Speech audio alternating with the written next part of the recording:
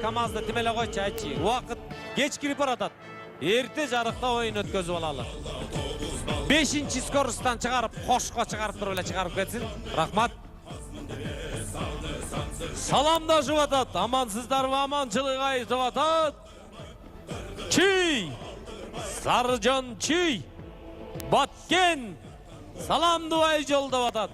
Амансыздарбы, аманат айтып келгендер. Эсенсиздерби, эсенчилик самап келгендер десек, амин деп алакан жайып коелу. Амин! Амин! Ала тоодой бийик. Сарыжан Чүйдей. Кенен бололу, амин!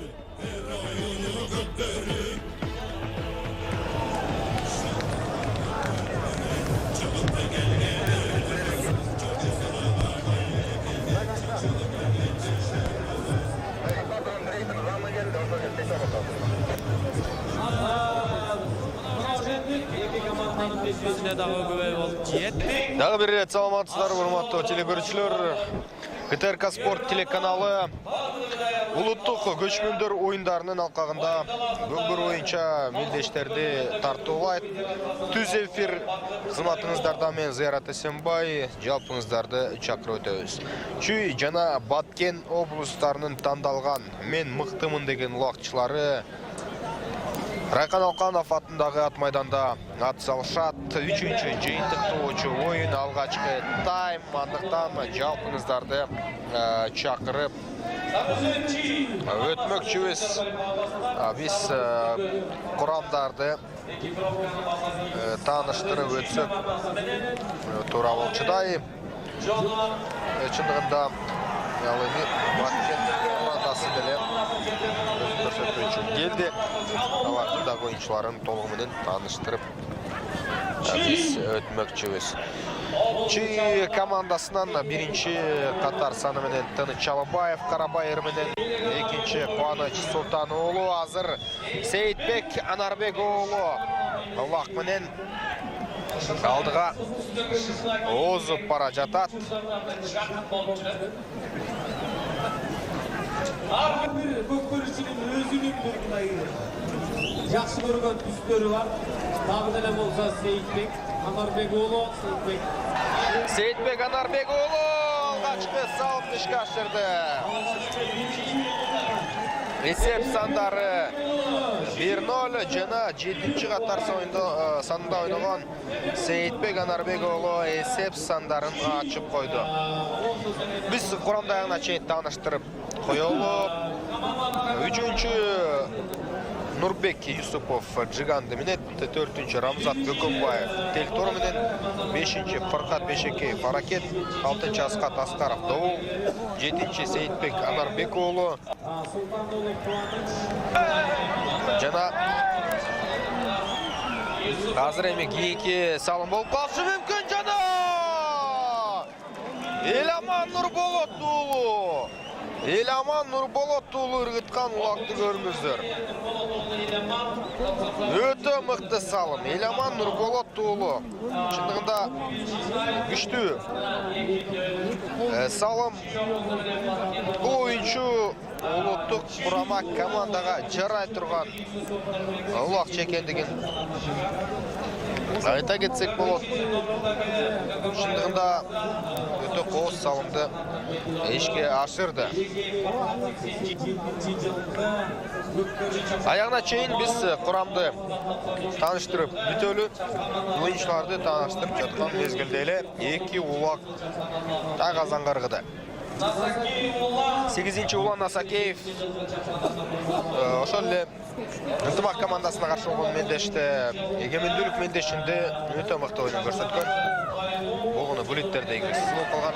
Мырза торну менен 9-чу Султан Русланов Тайлунд менен, 10-чу Рустам Тыналиев Первый менен, 11-чи Эламан Нурболот уулу Капрал, 12-чи Ильяз Исаков ойной тургандыгын белгилей кетели.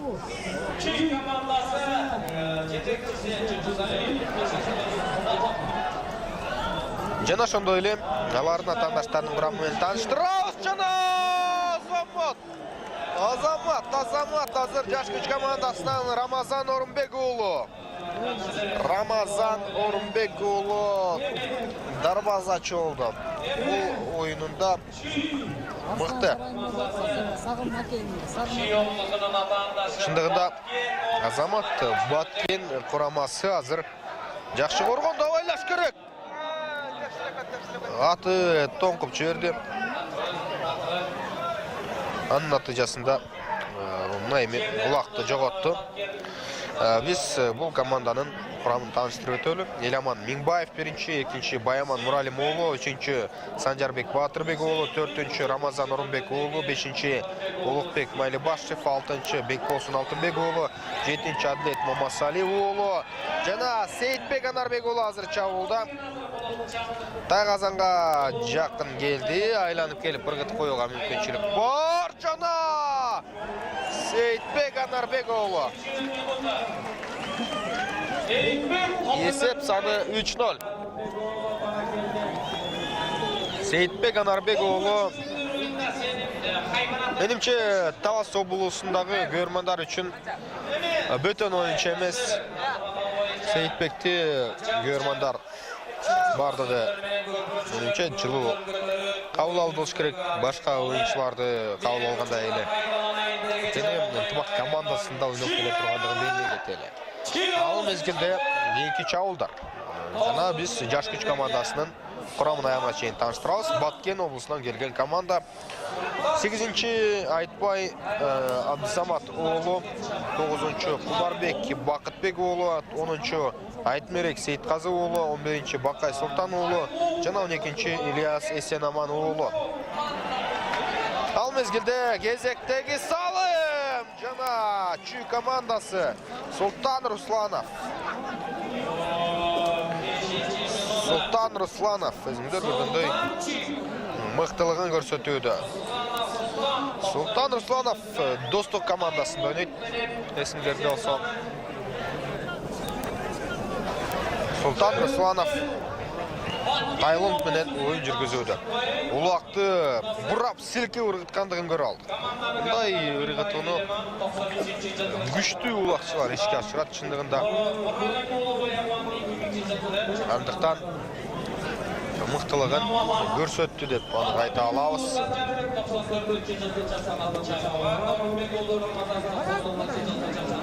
Шындығында Чүй азырқы турнирден башқы фавориттерден бері Асқат Асқаров улақ менен. Асқат Асқаров жана! Асқат Асқаров!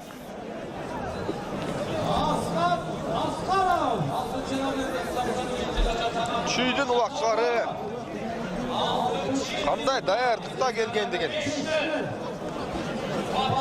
жана әр бірі қандай улақтарды ырғытып жатқандығын біз көрудеміз. Өте мықты шындығында, өте мықты. Әр бір ойыншының ырғытқан улағы бірінен ашып, бірі қос. Мұндай беттешті көрген дармандар, көрбеген дармандар шындығында. Көрі ойыны шынысымен қызық. Еми қазір салымдар өте қызық болуда, бір уақыт өткен сайын есеп артықшылығы өзгерген сайын, өскен сайын бұл беттеш бәлкім қызық толығын жоғытышы мүмкін. Бірақ аңғарабай егерделе салымдардың бардығы дауышында үмітті салына өре тұрған болса, онда қызық толығын жоғыт болса керек.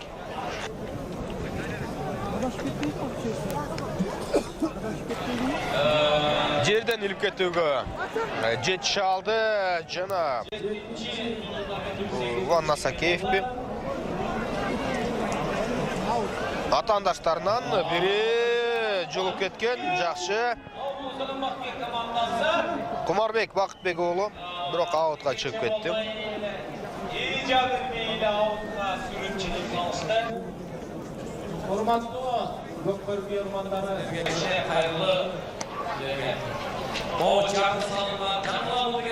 Чүй командасының құрамы абдан күшті екендігінде күмән жоқ. Шындығында Көкбөріні көрөлі арманда қалбай көчмөндөр ойындарына күбө болуп кетели деген четтен келген меймандарыбызга уят болбой. Бул команда бир гана өз тайпасында эмес, жалпы турнирдеги фавориттердин бири. Чүй, Ош жана Талас облустарынын курамалары эң мыктылар экендигин айта кетели. Кубаныч Султан уулу ортодон улакты эңип алган соң Краз менен алдыга ат ойнотуп чыгып барууну көздөп турат. Өткөр перүүнү Улан Насакеевке жасады, жана улакты бергендигин караңыздар. Улакты ыргытып жиберди көрүнөт, Улан Насакеев тосуп алды.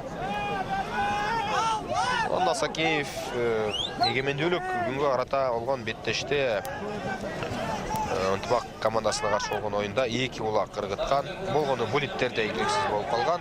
Улан Насакеев азыр Мырза Тор менен алдыга озуп бара жатат. Сол канат аркылуу бирок атаандаштары тосуп чыкты. Амал көйлүктү издеш керек.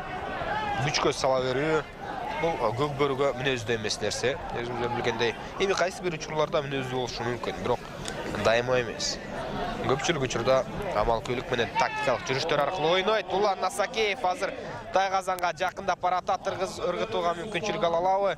Атаандаштары 2 жана ортосунан барып Улан Насакеев улакты ыргытты.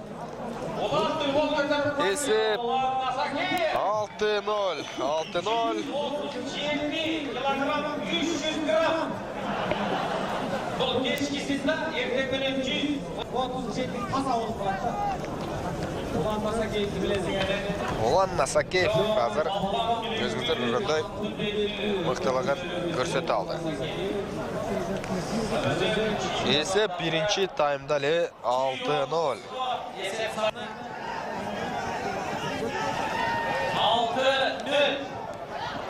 Кийинки аракеттер жаш күч командасы Баткен курамасы азырынча көзгө басар жакшы бир чабуулдарды жасай элек.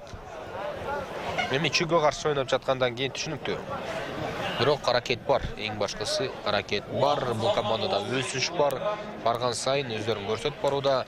Жаш күч биринчи лиганын алкагында ойноп келет. Жана өздөрүнүн жакшы оюндары менен көрөрмандарынын жүрөгүн баандырып келе жаткан кези. Ош облусунан бар, Токтогулдан бар, ошол эле Казармандан оюнчулар бар экендигин айта кетели. Курамында бирок бул жолку ошондо эми курам өзгөргөндүгүн дагы белгилей кетсек болчудай. Жекеме-жеке оюнчулардан Кубаныч Султан уулу жана Бакай Султан уулу биз жогоруда атаган Казарман жергесинен Казарман мына ушул аймагынан келген улакчы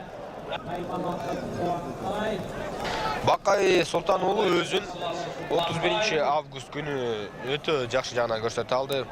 Мыкты чабуулчулардан бири. Эгемендүүлүк күнүнө карата оюштурулган оюнда Бакай Султан уулу бир нече улак ыргыткан. Кубаныч Султан уулу Суусамыр өрөөнөн чыккан мыкты улакчылардын бири. Өткөр перүүнү Улан Насакеевке жасайбы, алдынан кимиси чыгып калды. Түшүнүксүз, аутка жакын жерде оюн уланып жатат. Сейитбек Анарбек уулу дагы бар. Ильяс Эсенаман уулуна каршы ойноду. Жана аутка чыгарып жиберди.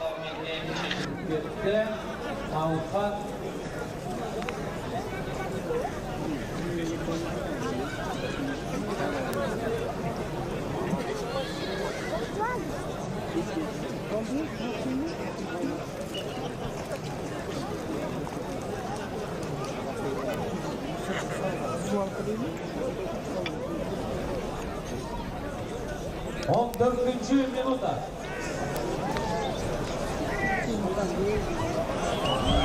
Өте жақсы салым Қуаныш Сұлтанұлы тақымына басып жүріп, есеп сандарын 7-0-ға айландырды. Қуаныш Сұлтанұлы. 14-ші минутада Сұлтанұлы Қуаныш 92-ші жылғы қырасыменен есеп саны 7-0. Birinci таймдалы есеп 7-0. Екінші, үшінші бөліктерде емне олып? Белгісіз.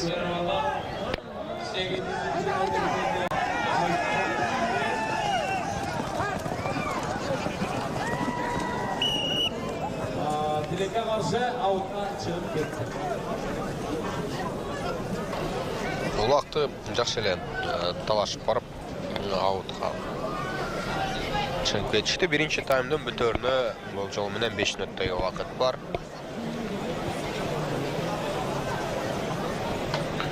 Бұл бүгінгі күндегі үшінші ойын. Жана қайсыл команданың жеңе тұрғандығы алдын ала белгілі болып қалды. Бәлкім беттешке чейін әлі белгілі болчу. Бирок атандашқа болған сыймамлени ешкім артқа алған емес. Кезектегі жүріш Асқат Асқаров фулак менен. Асқат Асқаров жақшылы алып барды, бирок қайрадан ат ойын отып чалды узартуыны көздеп баратат өз тайғазанына.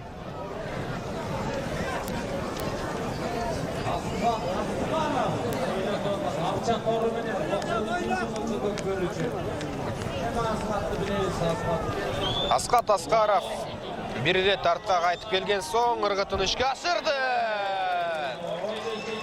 Асқат Асқаров шындығында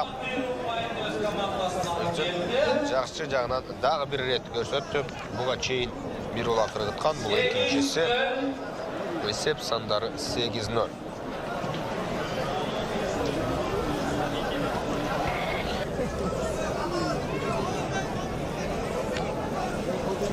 Қайталаудан біз көргенде еле бір тоғалыс аралықтан қапталдан өтіп баратып ырғытып қоя алды. Замат жана азыр қырсықсыз өтсін демек жебіз.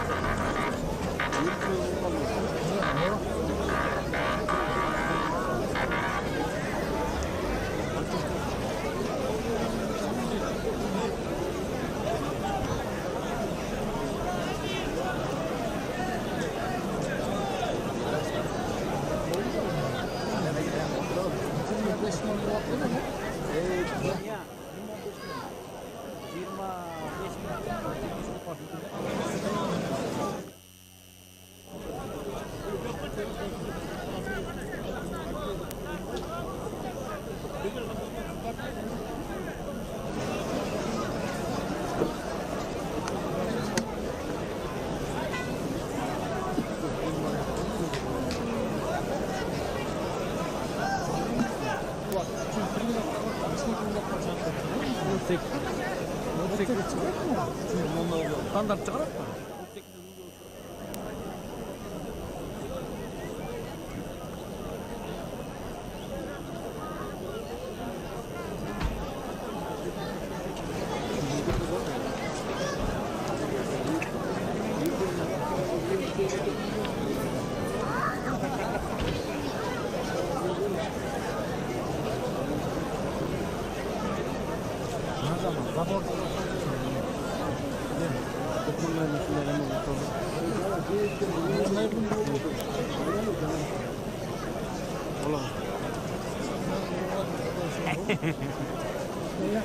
정호이는 말을 했다가 이렇게 보고 айлықпетті қолын жерге түшкетті қырына Жақшылыққа ойындағы ойын баласында Чиын бұлсы менен Бақтер облысы беттешкен ойынызда Бақыт Құдайқұлов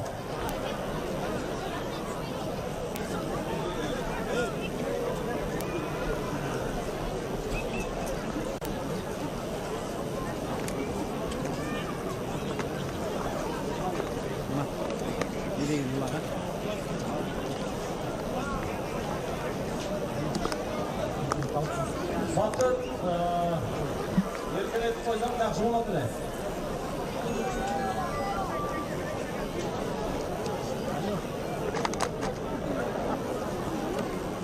Oo. Kaptan geldi.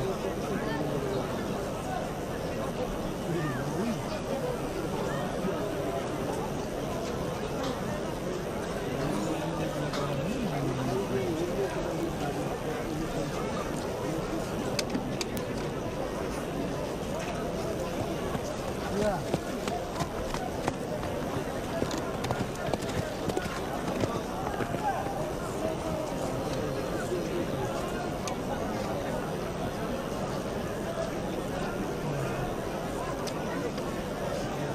Niye kampayısta var oturuyor? Ya. Ya.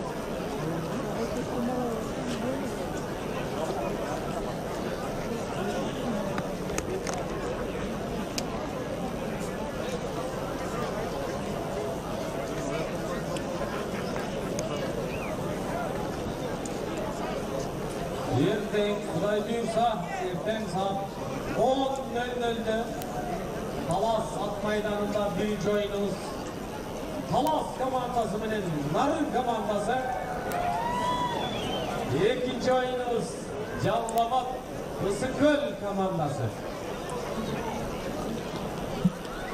Ертеңгі ойын менен танышылайын, үшінші раундда айтқанға болмайды ойынша, birinci oyunumuz Talas menен Nарын, ikinci oyunumuz Жаллабат Ысыкөл командасы беттешет. Hazır eme.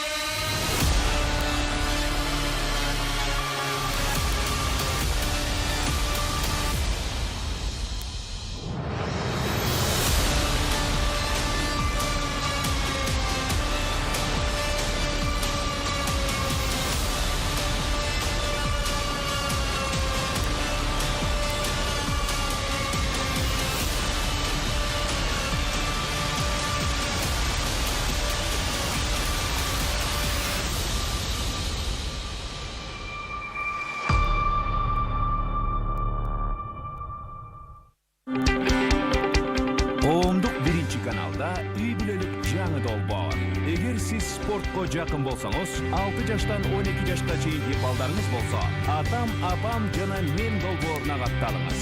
Шамдагайлык, амалкөйлүк, чечкиндүүлүк сапаттарыңызды көрсөтүүгө чоң мүмкүнчүлүк. Ал үчүн сиз үй-бүлөңүз менен команда түзүп, теле-шоуга катышыңыз. Долбоордун шарттары тууралуу толук маалыматты төмөнкү номерлерден алыңыз. 0558 656 606 0508 656 606. Атам, апам жана мен. Баарыбыз спорт менен. Разными такими видами развлечений пробовал в жизни. Ну, такого адреналина и такого вот выплеска эмоций нигде нету, как вот именно вот в этой игре, в такой вот. Когда ты туда заходишь, ты отключаешься и полностью погружаешься и отдаешь себя, должен отдать себя на 100%, чтобы достичь цели, к которой мы идем. Чтобы каждый хотя бы постарался по одной команде вытащить. Тогда именно наша страна, мы дадим всем пример того, что действительно надо развивать эту игру. Чем больше будет наций играть в эту игру, тем более будет популярная игра. И чтобы мы развивались уже не внутри страны, а именно за пределами.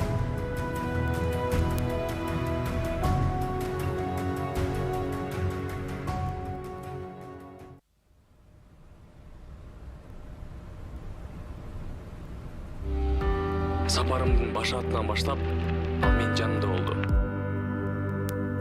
Мен ага көп нерседен милдеттимин, анткени арган түгөнүп, алдан тайганда ал мени колдоп турду.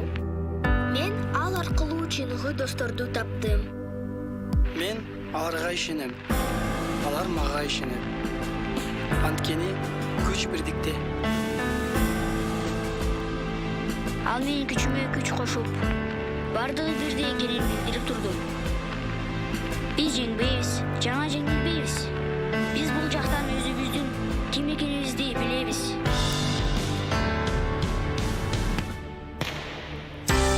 Ал мага көп нерсени берди. Ал менен жеңиштин даамын бирге татабыз. Мен билем, алар ар дайым менин жанымда. Анын аты спорт.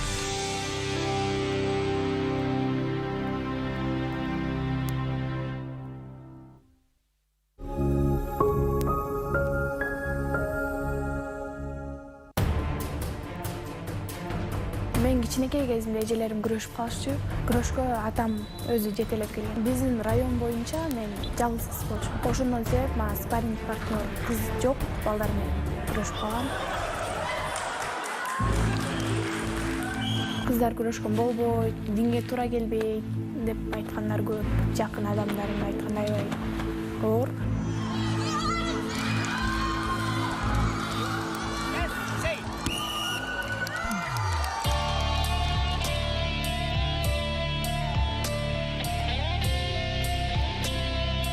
Кыргызстан менин үчүн жүрөгүм. Мен ошо Кыргызстанды дүйнө жүзүнө тааныткым келет. Себеби Кыргызстан десең каяк деп тааныбаган адамдар аябай көп болот. Жана ошо Кыргызстан желегин Олимпиадада көтөрүп, элге таанытып, даңазалайлы, Кыргызстаныбызды көтөрөлү бирге.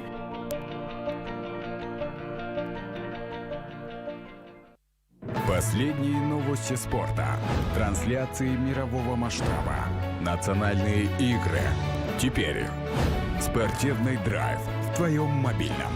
Скачай, смотри, болей. Мобильное приложение КТРК Спорт.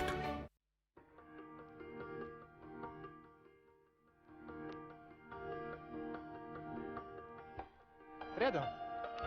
Рядом. Рядом. Молодец. Рядом. Лежать. Сидеть. И, в принципе, я с первых занятий понял, что эта собака будет пригодной, потому что показала очень хорошее желание играть с мячиком, очень контактная, нет агрессии в сторону людей. Собака смелая, собака уверенная в себе, любит играть независимо от обстановки, в которой она находится.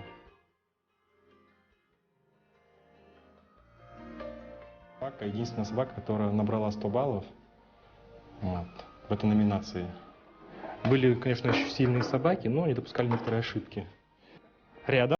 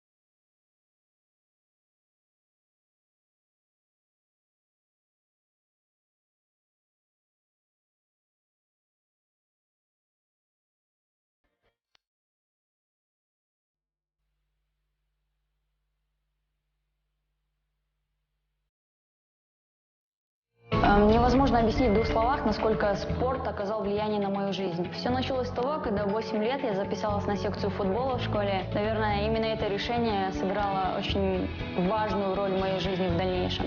В школе мои ровесники зачастую попадали не в те компании, отдавались дурному влиянию. Наверное, благодаря спорту мне удалось всего этого избежать, потому что все свое свободное время я тратила на тренировки. Вообще спорт учит очень многому. Становиться сильнее, более увереннее в себе. В жизни каждого из нас наступают моменты, когда становится очень тяжело. Хочется опустить руки и сдаться. В моей жизни очень много было таких ситуаций, и именно благодаря футболу я смогла преодолеть эти трудности, смогла все-таки встать, взбодриться и продолжить свой путь к своим целям, к своим мечтам. Ребят, вливайтесь в жизнь.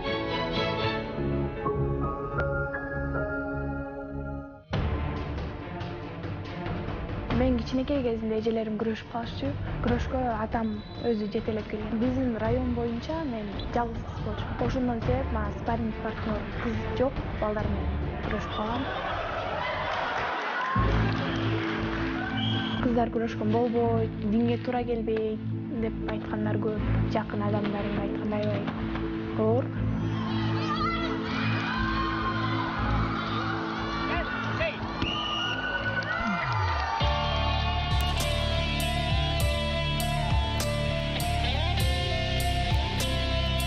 Кыргызстан менин үчүн жүрөгүм. Мен ошо Кыргызстанды дүйнө жүзүнө тааныткым келет. Себеби Кыргызстан десең каяк деп тааныбаган адамдар аябай көп болот. Жана ошо Кыргызстан желегин Олимпиадада көтөрүп, элге таанытып, даңазалайлы, Кыргызстаныбызды көтөрөлү бирге.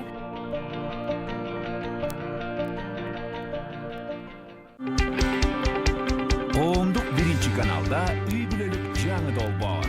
Эгер сиз спортко жакын болсоңуз, 6 жаштан 12 жашка чейинки балдарыңыз болсо, атам, апам жана мен долбооруна катталыңыз. Шамдагайлык, амал-көйлүк, чечкиндүүлүк сапаттарыңызды көрсөтүүгө чоң мүмкүнчүлүк. Ал үчүн сиз үй бүлөңүз менен команда түзүп, теле-шоуга катышыңыз. Долбоордун шарттары тууралуу толук маалыматты төмөнкү номерлерден алыңыз. 0558 656 606 0508 656 606. Атам, апам жана мен. Баарыбыз спорт менен. Спорт бул дух, оптимизм жана энергия. Жеңишке жетүү үчүн бардык кыйынчылыкты басып өтүү керек. Болгону каалооң жана максатың курч болушу шарт. Стимул долбоору 2019 жыл региондорду өнүктүрүү жана санариптештирүү жылындагы 2-чи сезонун баштайт. Аймактарды өнүктүрүү жылына карата Стимул долбоору элек жеринде жашап, спорт менен машыккан өспүрүм балдардын жашоо турмушун чагылдырат. Жыл ичинде Кыргызстандын бардык аймактарын кыдырып, спорттун 8 түрү боюнча машыккан 16 каармандын окуясын обого алып чыкты. Ар бир каармандын жашоосу көптөгөн балдарга спорт менен машыгуусуна таасир берди. Долбоор алдыга ири максаттарды коюп, аймактардагы жаштардын спортко болгон умтулуусуна чоң түрткү болот. Толук маалымат 0555 85 52 24 0706 00 85 80. Долбоорго катышып, жеңишти биз менен кошо багындыр.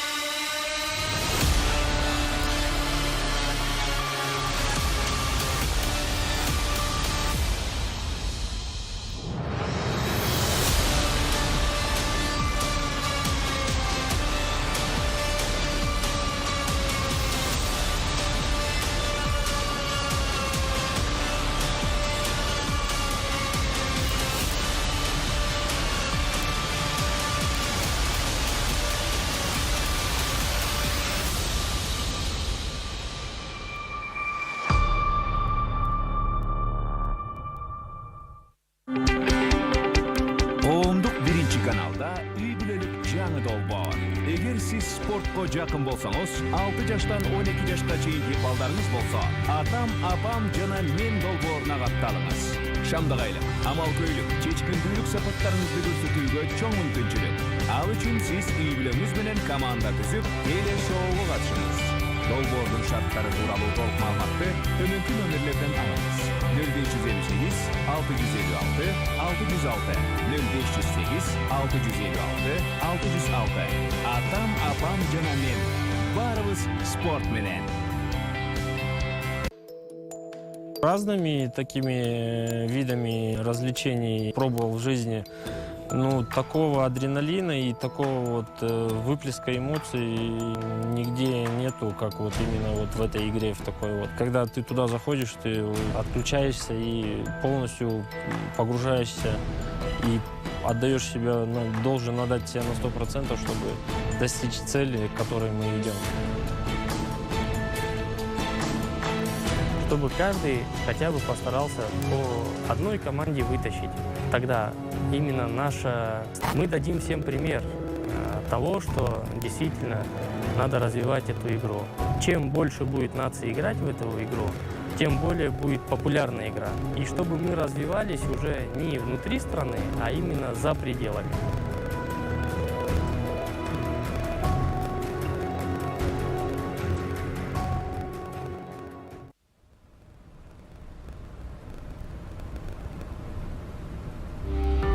Сапарымдын баш атынан баштап, ал менин жанымда болду. Мен ага көп нерседен милдеттүүмүн, анткени арган түгөнүп, алдан тайганда ал мени колдоп турду. Мен ал аркылуу чыныгы досторду таптым. Мен аларга ишенем. Алар мага ишенет. Анткени күч бирдикте. Ал менин күчүмө күч кошуп, бардыгы бирдей экенин билдирип турду. Биз жеңбейбиз, жана жеңилбейбиз. Биз бул жактан өзүбүздүн ким экенибизди билебиз.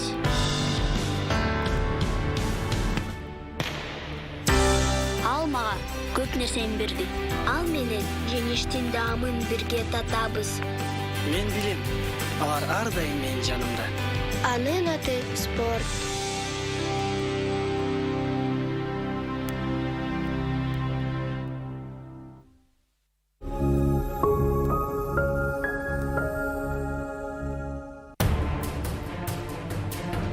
Мен кичинекей кезинде эжелерим күрөшүп калышчу. Күрөшкө атам өзү жетелеп келген. Биздин район боюнча мен жалгыз кыз болчумун. Ошондон себеп мага спарринг партнер кыз жок, балдар менен күрөшүп калгам. Кыздар күрөшкөн болбойт, динге туура келбейт деп айткандар көп. Жакын адамдарым айткан аябай оор.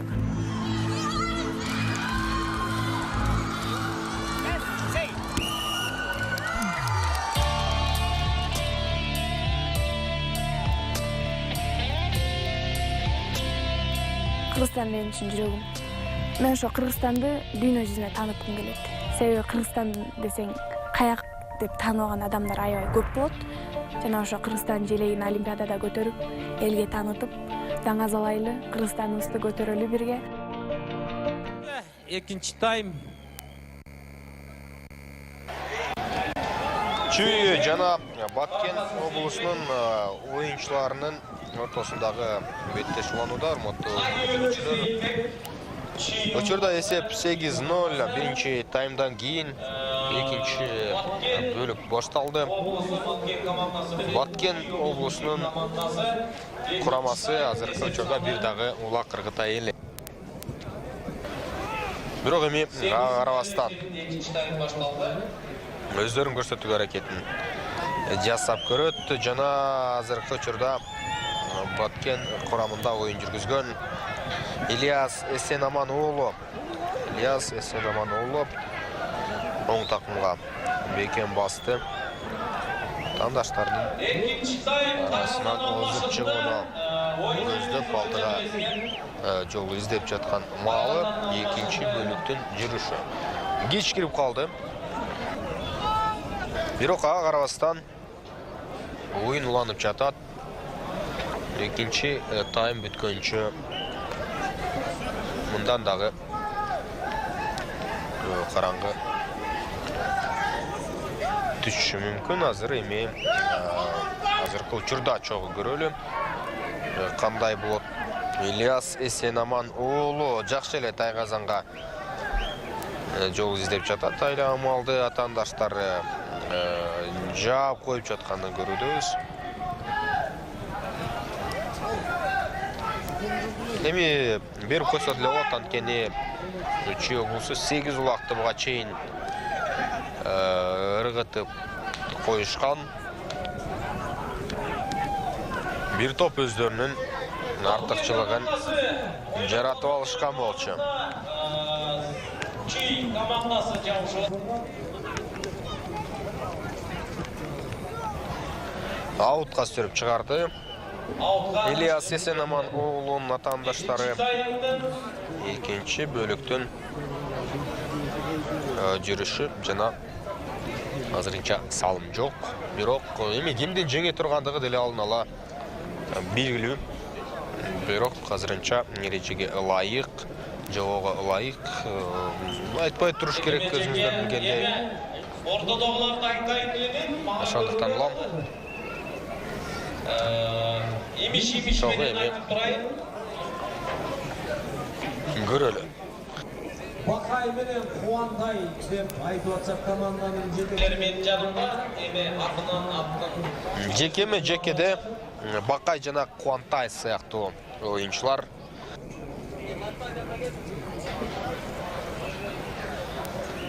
Жерден илип кетүүгө аракетин жасайт. Бакай менен Кубандай, Бакай ал. Бакай жерден үзүп алды. Оң такымга Бакай ортодо баса алабы, жокпу.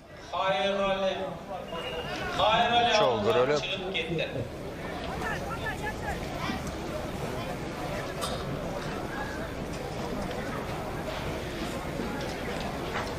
Кайрадан жеке менен уланат.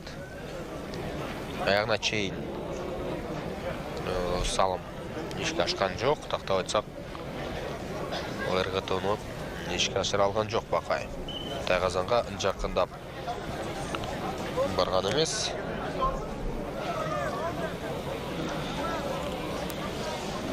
Бул экинчи таймдын жүрүшү. Биринчи таймда 8 улакты 3 облус ыргытты.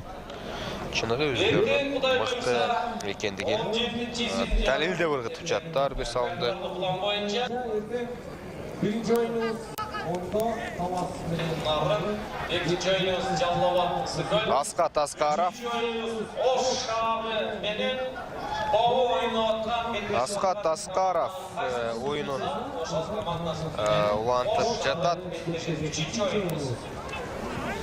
Жана чоң көрөлү ооп кезектеги ыргытылган улак азыр эми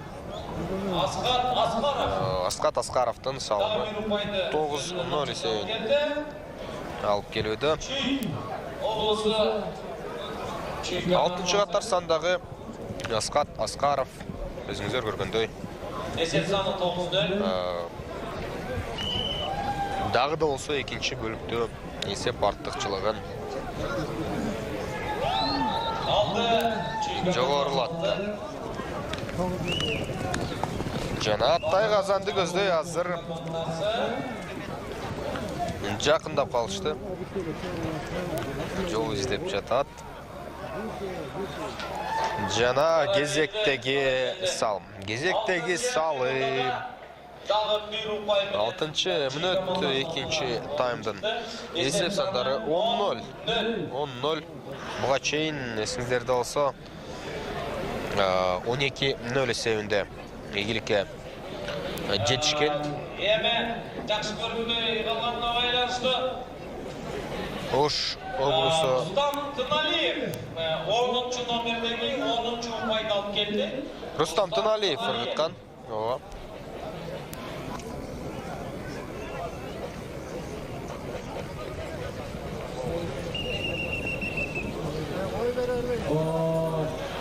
Азыр эми кандай боло тургандыгын кийинки жүрүштөр кандай өнүгө тургандыгын чогуу байкайлы. Азырынча эсеп 10-0. Бирок эми анык белгилүү болуп калды.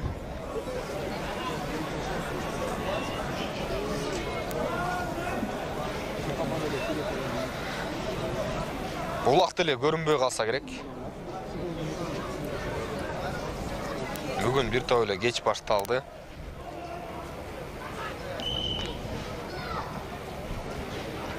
Ошого байланыштуу азыр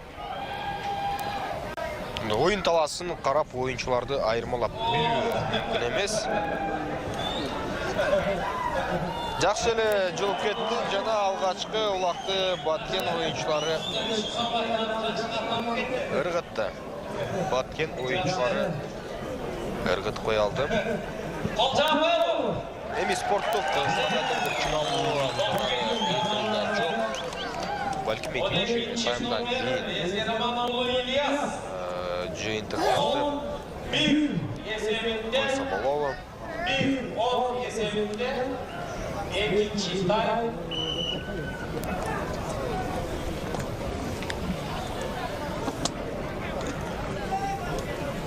Бүгүнкү ойногон команданын жетекчилиги Ош облусу, Нарын облусу, Борборус, Бишкек шаары, Ысык-Көл облусу, Чүй, Баткен облустары 6 команда. Чогуу байкайлы, андан ары жакшы аракетин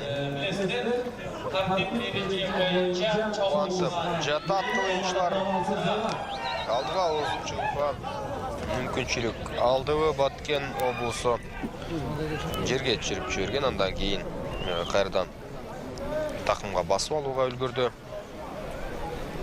Учурда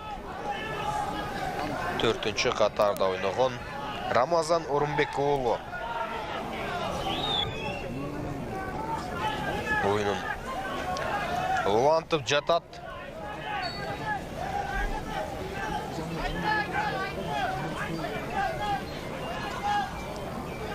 Аттар деле чуркабай калдыбы?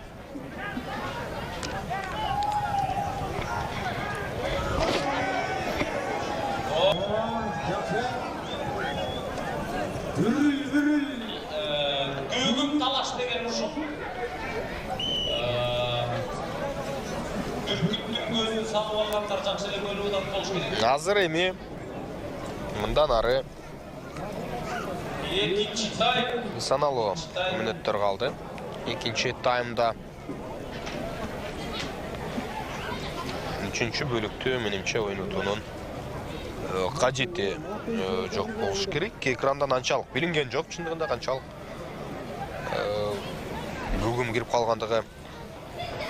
Бирок ат майдандан бизге таамай көрүнүүдө.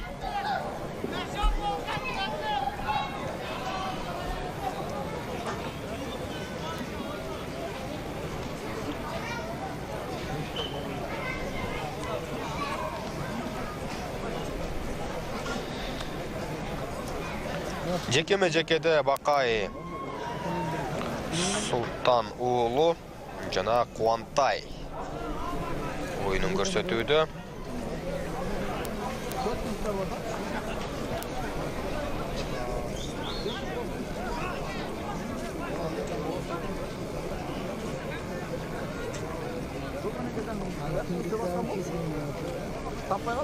Азыр эми андан ары жүрүштөрү кандай болот? Чогуу байкайлы. Жекеме-жекеден Бакай Султан уулу элди. Бакай Султан уулу бир селкеп кайрадан оңдоп алган кези экинчи жолу селкиди. Сыйрактан бекем кармап такымга басууда Куантай, Кубаныч Султан уулу учурда андан тартып алууга аракетин күчтөп жатат.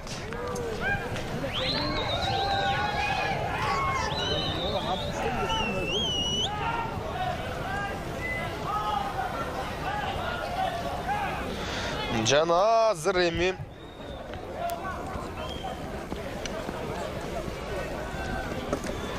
өз карамагында улакты алып жүргөн Баткен облусунун ойынчусу Бакай Султан уулу кандай саунга бара алат, Тайгазанга жете алабы?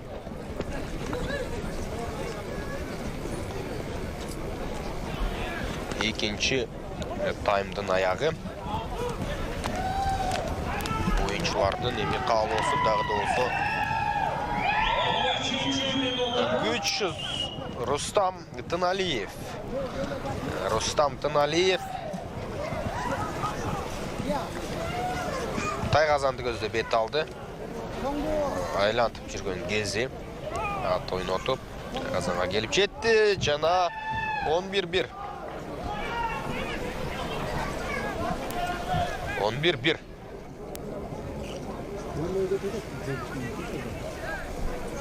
Рустам Тыналиев. 8-ci номердеги Улан Насаки. Жок, Рустам Тыналиев. Рустам Тыналиев. Рустам Тыналиев ыргыталды. 11-ci улакты. Рустам Улан Айдар.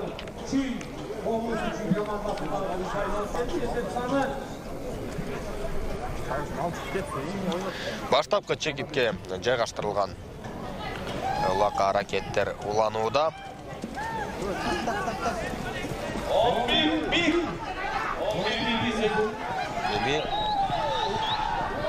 жакшы мүмкүнчүлүк бар Баткен командасында. Бакай Султан уулу, Бакай Султан уулу эсеп сандары 12-11-2. 11-2. Да, 5 мүнөт убакыт бар. Жок, Ильяс Эсенаман уулу. Кечиресиздер, Ильяс Эсенаман уулу. көрсөттү.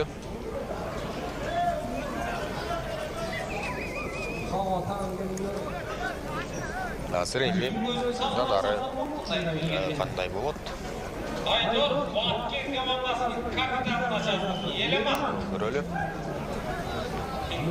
Елеман 93 жылғы байғашыға менен 11-2 есеби.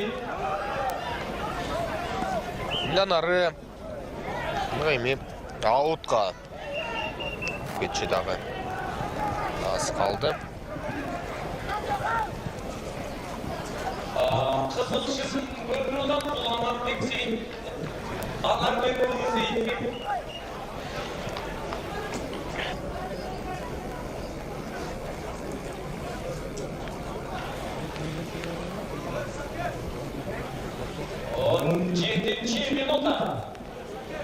Он 17 мүнөт. Бул таймды бүтөрүнө 3 мүнөттөй убакыт бар. Азыр эми кандай болот? Салымдар болуу, улак ыргытылабы? Үч оюнда көп болду. Кудай буюрса, ошол болсун, Нарын болсун, биринчи оюнду жакшы оюн көрсөтүп, экинчи оюнду Бишкек, Ортолу, Борборлук Бишкек шаары менен Ысыркөл Толкун командасы беттешти. Үчүнчү оюнга күбө болуп отурабыз. Чүй облусу менен Баткен облусу 18 минутта.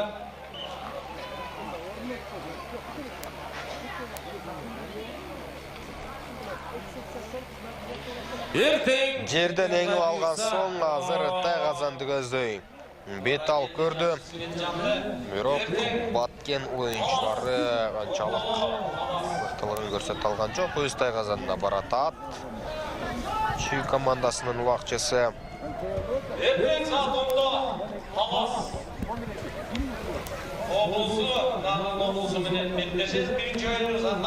Азыркы учурда Султан Русланов. Султан Русланов жогорку ылдамдыкта алдыга баратат. Жана ыргытылган улак атаандашына тийип жерге түшүп калды.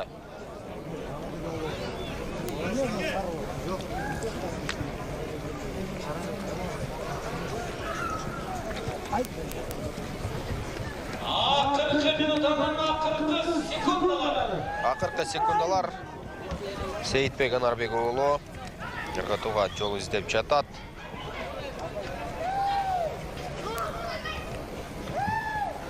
Бирок таба элек. Жана эсеп сандары 12-2. Сейитбек ыргытты.